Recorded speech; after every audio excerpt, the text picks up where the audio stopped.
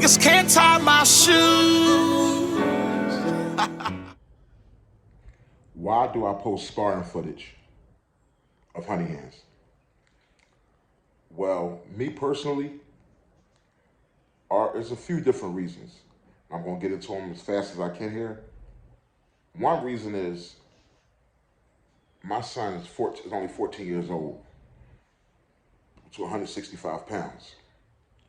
You find me a 14-year-old, my son's age, so we can set up a official amateur match. Find me one. Until you had to try to do that, you don't understand how hard it is to find matches. Okay, my son registered with USA Boxing this beginning of this year, and we've only had one match. And that one match that we had was because we traveled all the way to New Mexico and went for the 176 plus, went to super heavyweight juniors between 14 and 16 years old. We traveled all the way to New Mexico, spent thousands of dollars to have that match in the nationals.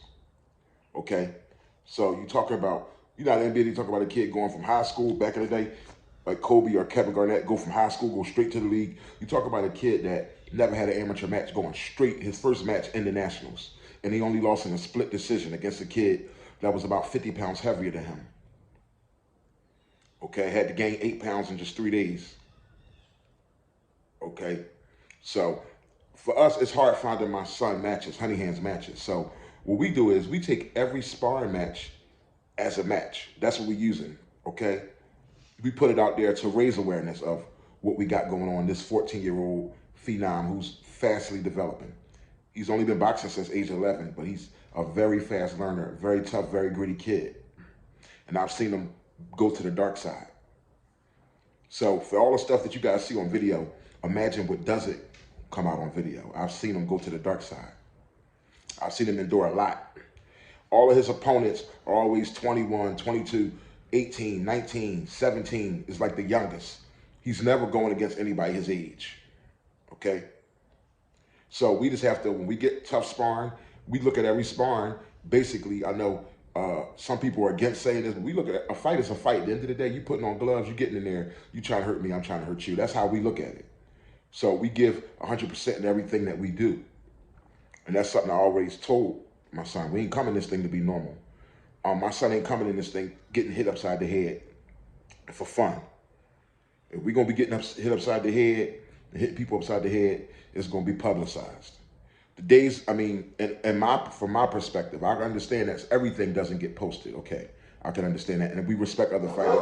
If they don't want their sparring posted, we don't do that. We don't post people's worst moments either, because it's about building up these young fighters. They're young, they're amateurs. It's about building them up. Cuddle, shut up. Hush up.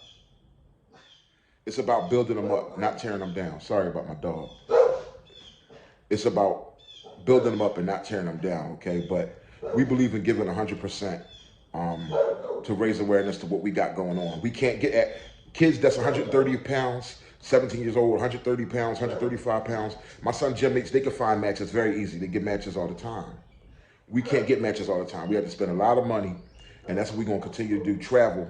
And I'm even going to be doing some GoFundMe to, you know, get us into these upcoming nationals. So I'm keeping it real with you. I'm just a regular parent. You dig me? Anybody that's feeling what Honey Hands is doing, we're going to accept all that support. But we just don't get matches easy. So we get a chance to showcase what we got. We record it. We're going to showcase what we got. If you ever look at the Sparring page, I don't post a clip of anything that I didn't post a full fight of. Okay? And if you can even find some videos, very rare, but you might find some videos on the Sparring page on YouTube that the person might have got over on my son. But mind you, that person is usually 3 to 4 years older, so we ain't really worried about that. The person might have edged my son. You might see something and say, I think he might be 1 or 2 that we posted where you say, or maybe 1, where you say, oh yeah, he edged him or whatever. So there you have that, you know what I mean? When we post it, we post the whole thing. Before I do little highlights and all the little tech clips, we post the whole thing, unless somebody don't want the whole thing posted and they want to keep their strategies private. That's respect to them. We just got to respect these fighters. But yeah, that's why we post sparring. And one of the other reasons that I like to post sparring is because, man, ain't nobody, I mean, it's very hard to get people to fight nowadays. I'm talking about in the pros. Look at what's going Honey Hands is a throwback fighter. He barely likes to talk. You see, I got to manipulate to get him to talk, get the camera on him. He barely likes to talk, but he likes to fight, and he likes to learn and get better and better. I'm not saying he's the best, but he's one of the best. We're going to be sparring a kid that's one of the best in Philly real soon. I don't know if that's going to be released, but it's a kid that's really special. Two-time national champion. They call him Champ, and we setting it up, making arrangements for them to meet up and get it on. You know what I mean? Shout out to my man Cuddy, who was Champ's father. Champ is from Philly. Honey Hands is from Philly, but he's been developed in Delaware. He's fighting out of Delaware, so he claimed Newark, Delaware. You know what I mean? Long story short, I moved my family out here, so we don't have to.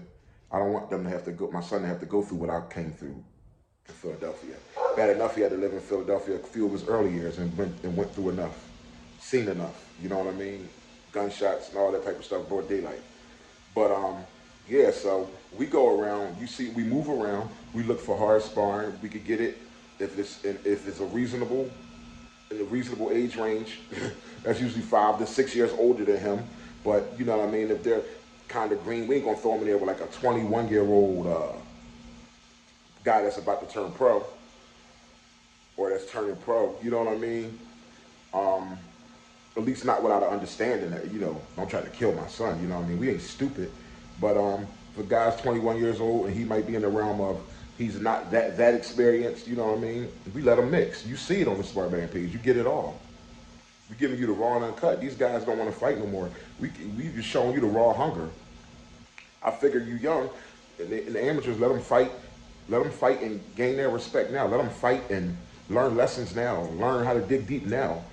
See each other now, because it seems as though once people become pro, all they do is duck each other because everything becomes business decisions, and I can understand how business goes. It's like if one guy is selling his donuts for 10 cents, it's no reason for everybody else to try to sell their donuts for $1 because nobody's going to buy your donuts. You're going to have to bring your price down to at least 25 cents. So it's like you get suckered into having to play the business game.